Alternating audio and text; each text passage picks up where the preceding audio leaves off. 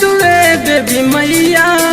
बट सीमा पर लागल लड़ैया कि कुछ विचार करी माई हो कि कुछ विचार करी माई हो कि कुछ विचार करी तू आ जाए तुए देवी मैया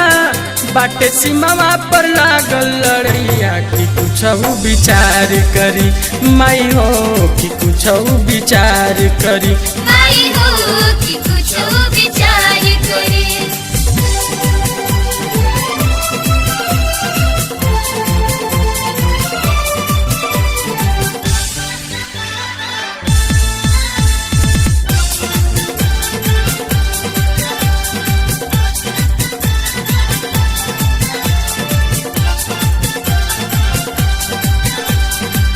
ना चाहे सरकार ये माई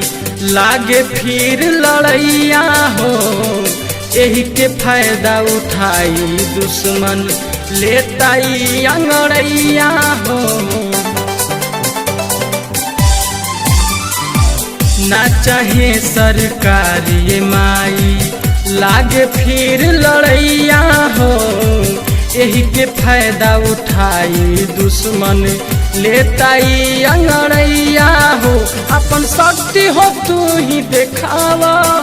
मार सीमावा से वो के भगावा कि कुछ विचार करी माई हो कि कुछ विचार करी माई हो कि कुछ विचार करे।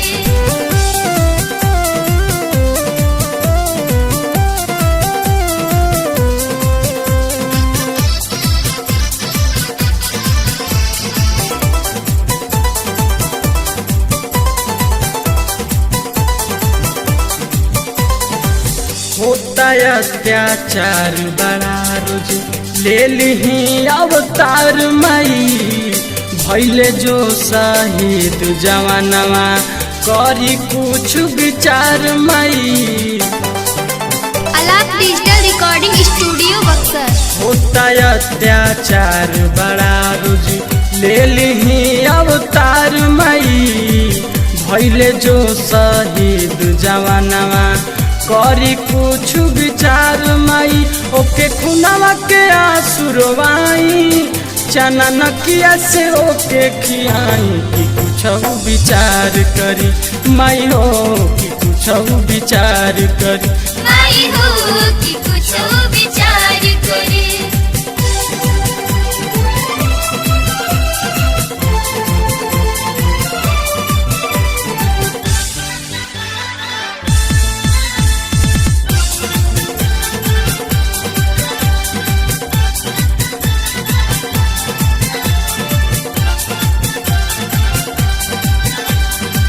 कापू जला रोवाए मैया चंडी रूप जे धलेलू खुनवा के वसूल माई खुनवा से तू कलेलू कापू जला रोवाए मैया चंडी रूप जे धलेलू खुनवा के वसूल माई खुनवा से तू कलेलू माई करे रजी कन्हैया जन होखे दिरा केस के ही नैया कि कुछ विचार करी माई हो कि कुछ विचार करे। माई हो कि कुछ विचार करी।